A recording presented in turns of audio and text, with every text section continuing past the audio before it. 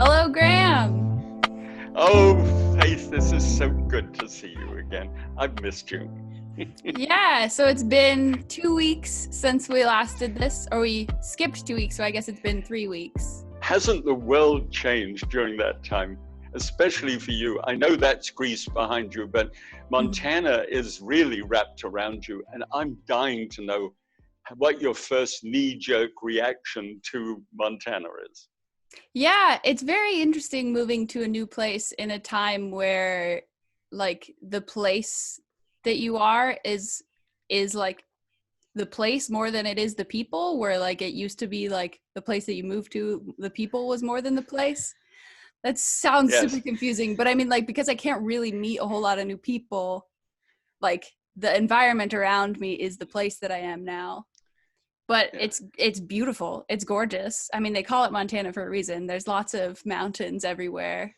Um, there's like 3 hikes, like 4 blocks away from where I live. There's like a creek that I could walk to with a cute little bridge, and then there's like a river, like another 4 or 5 blocks that way. And like we've already floated the river like 4 times, and we've been here for like a week and a half. So apart from the move, which is major, because we've moved, Trina and I moved 29 times in our married life. So I know what it is to move. And so I can imagine so many things are up in the air. But have you been thinking at all about, what we can engage in this next 13 weeks? A little bit. I will say, like, my Good. brain has been super full with like everything going on. But yeah, no, I That's why think I gave that preference. I know that. And I've had nothing to do but ponder it.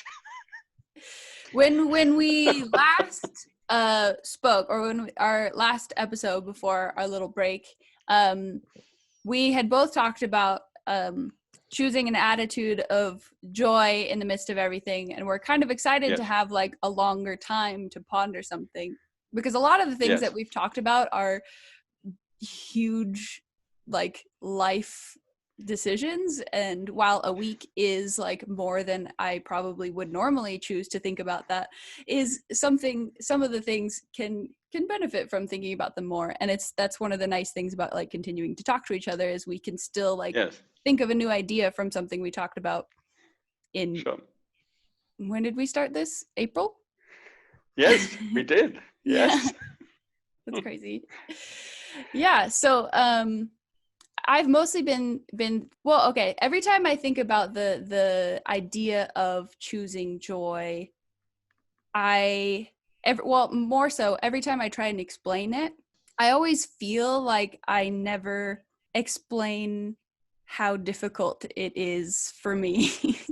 Like, I know, I don't know, I don't want to sound like some guru being like, all you got to do is choose joy and you're good, like life's chill, we're good after that. Like, that's not an easy decision to make. I don't always want to be happy. Like, sometimes when I'm mad, I want to be mad, and when I'm sad, I want to be sad. And Yes.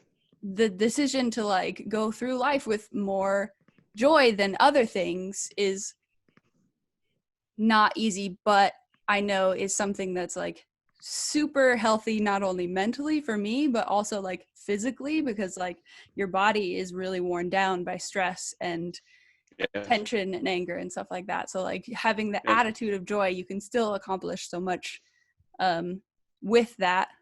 Like, whatever is making you angry, you can do something about it with an attitude of joy, you know.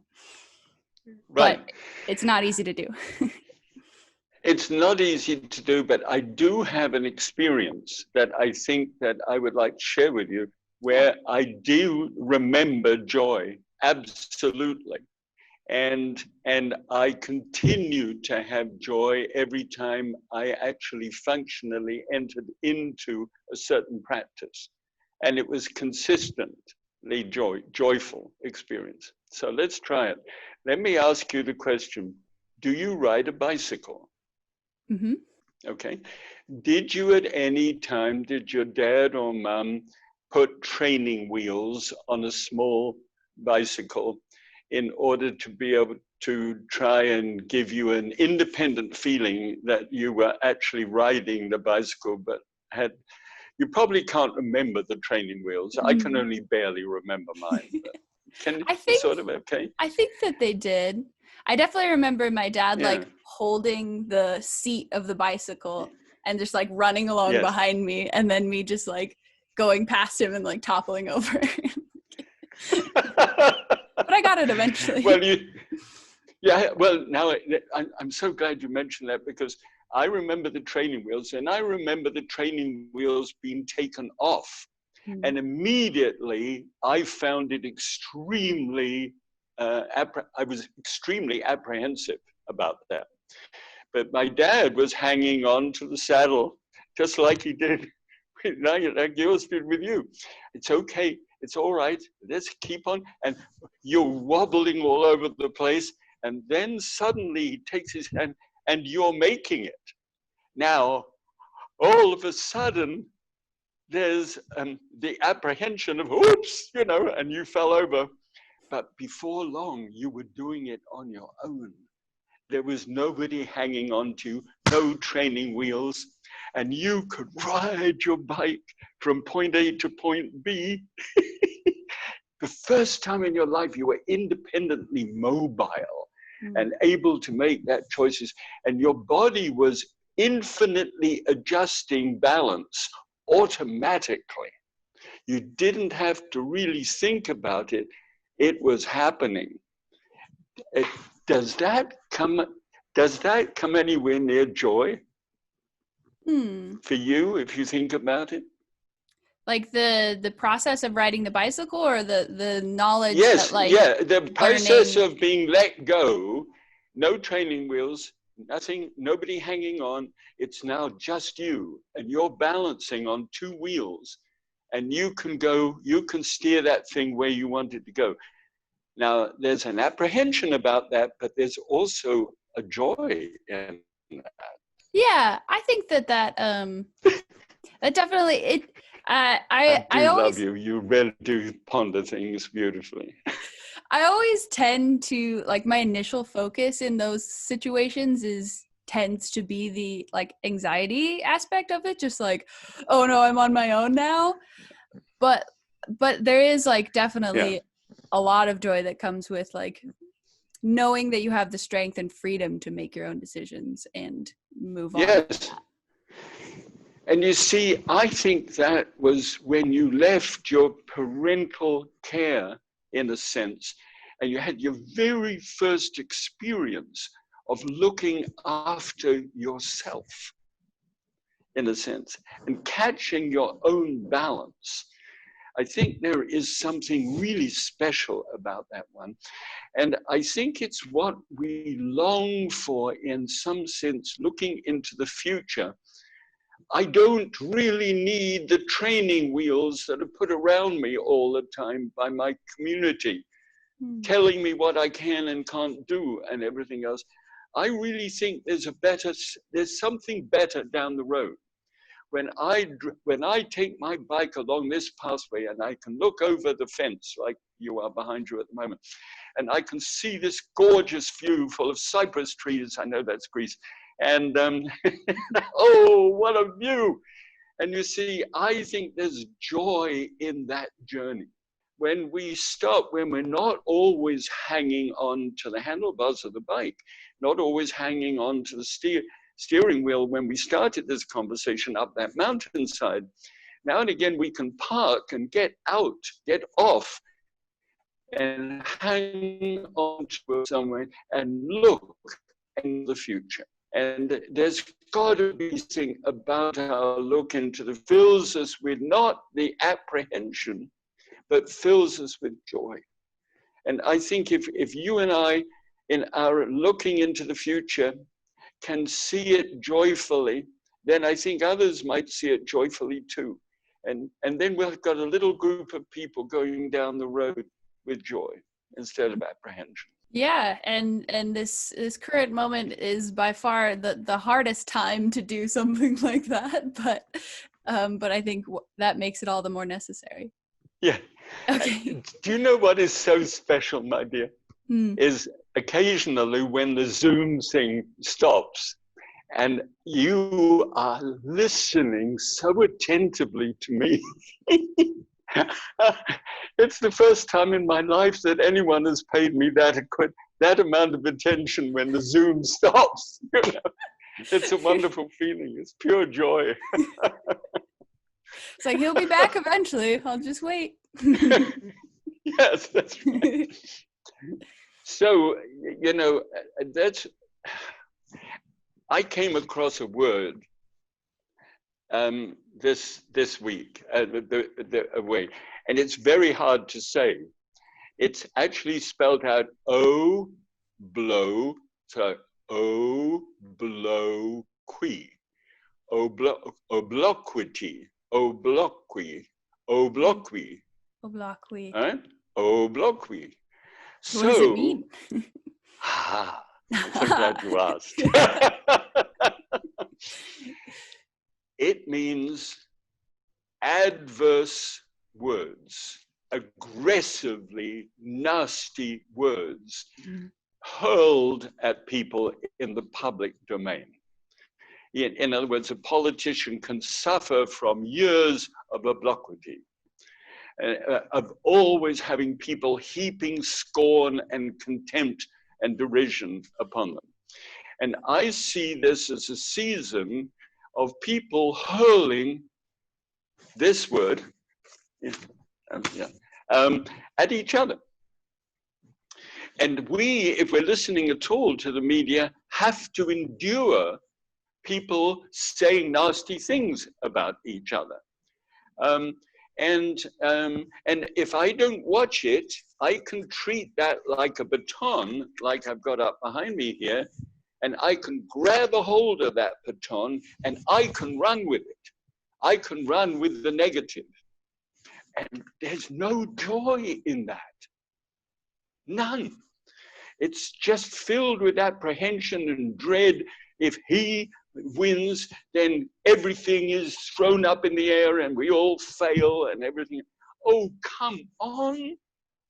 It's not. It's we, the people, that make this nation. It's not individual people. It's the way we live our lives, either apprehensively or joyfully. That's the big deal.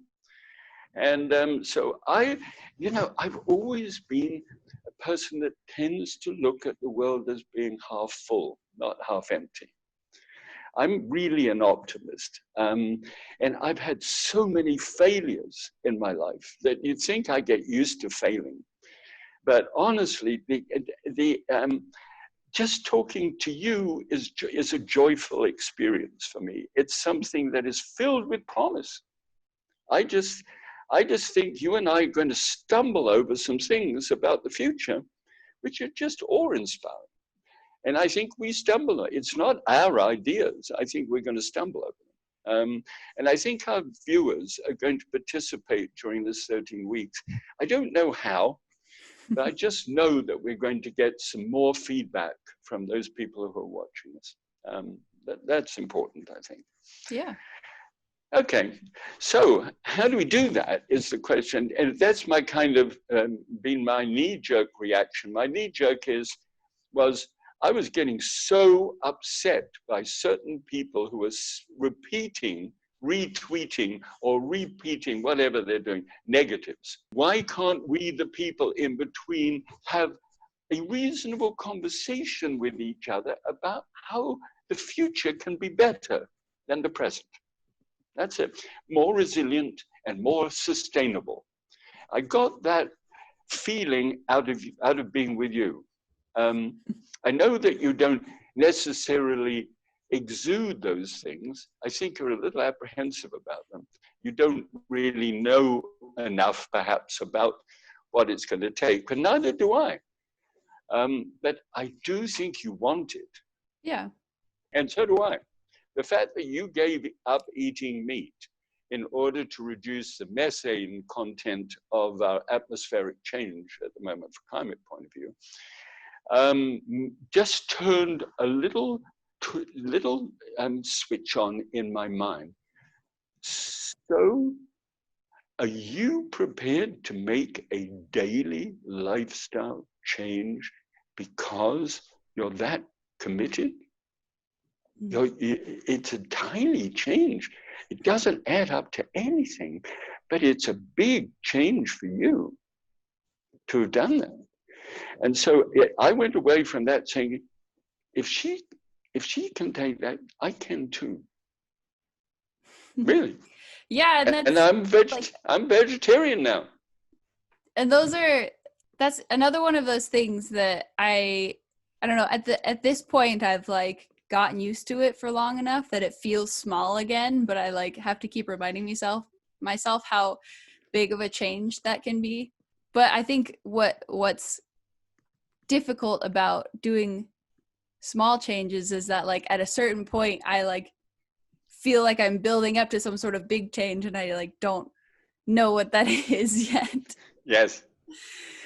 So I like Well, have this momentum where I'm like is it, not quite sure where to put it. no, I think it sounds wonderful. I lived on top of a hill in a forest, Ashdown Forest in Sussex in England. And when I got to be able to ride my bike, I could ride my bike down that hill. And it was a long, winding hill. It's Route 22, and 22 is a favorite number of mine. And I would ride that bike down that hill. And remember, I met Trina when she was 9, and I was 10. So, well, she was 10 really, and I was 11. So I would ride that bike down singing, Trina, Trina, Trina, I will love you ever. Like this is how it's going on. And I was so filled with joy that I knew that I would love this woman forever. And I think I was 12 maybe at this stage. And 12 or 13. And whizzing down that road and round that corner, I was completely confident on that bike, the wind in my hair and no helmet on, you know, in those days. And I can remember that as well as I can remember anything now. Now, you see, being nervous about whether I'll fall over, having my dad hold on, training wheels, and all of that releasing me into a decision of freedom to do that. I chose to go down that and then had to pedal all the way back up again. Yeah. Oh, and that I just look into the future. I'm only going to be alive for about another 10 years, perhaps, if I'm pushing it. Only 10 more to go. And I just want to be on my bike going down that hill, singing again. I need to sing, and I need to stop being so affected by negatives. And I am, you know, I can get nasty about certain people I really don't like, you know. But It's hard. Yeah. please let me just be joyful about the people I do. It's just that there's so much negative around that I think it's okay to be a positive at this stage. I think it's actually necessary. And I think that a lot more can get done with positive energy rather than negative energy. Don't you? I agree with that. We don't have to owe anybody anything but love. And if we're being loved and loving other people and enjoying that process, it's amazing how less expensive life can be. All we can hope for is that we can find friends with whom we can experience joy. Wouldn't that be nice? No, I love that sentence. Yeah. Something that's been really, really nice for me as we moved in with another couple that we've been friends with for a long time. And so I've had like more community here than like just it being my husband and I before, and now it's like us and them. And it's just, community is so important and healthy and good, and like bringing people together is, I think, only going to happen in joy and positivity and things like that. So like we run off of those connections with each other, and if we allow those all to peter out when we're like required to be isolated and don't like really work at it, then I think, well, I feel like society will just peter out. Like we are a society, like we need these things. That and I'm in the company of nearly 200 older people, and all of us are within a few years of dying. And I think there is a general sense in the midst of us of, so what do we do between now and then? Can we make a positive contribution to the world around us in the time that we have? We are going to have next Monday, after you and I are on the air on Sunday, on the Monday following that, on the 10th, we're having a Zoom meeting with Albania. That's the people who live in this community are meeting a family in Albania. Is this that same family from before that you've been supporting? Yes, hey, that's the nice. people that I took. That's where I took my savings for being a vegetarian and handed it to Albania. So this is a follow-up of that. And so there's going to be several of us from here who are going to be asking questions of this family in Albania who are just enjoying their lives immensely at the present moment because they feel so called to be in the midst of the people that have great needs. And so it's going to be fun to be able to find out. And we're projecting ourselves, therefore, from here all the way to Albania to enjoy life together. And I don't know where that goes. I just know it's a positive move away from where we are at the moment. So you and I have to think of something to ponder during this week that's coming up. So I don't know why it should be me, but it can be you next time. Okay? I think it's your turn. Then so you ponder about what we're going to ponder for the week after, and you ponder that. But you could also ponder this or try and make a practice of this. I want to avoid picking up on anything that I hear and as a negative and passing it on. And if I pass on anything at all, I want to pass on a positive during this next week. I just want to avoid this word. I want to avoid this aggressive voice in our community together. This is nothing else but destructive. And I'm going to try to avoid that. So I'm going to try to do that. And I'm going to ask, that I would have that inner sense when I fail, that oops, I shouldn't do that. And I need to be stopped in the spot.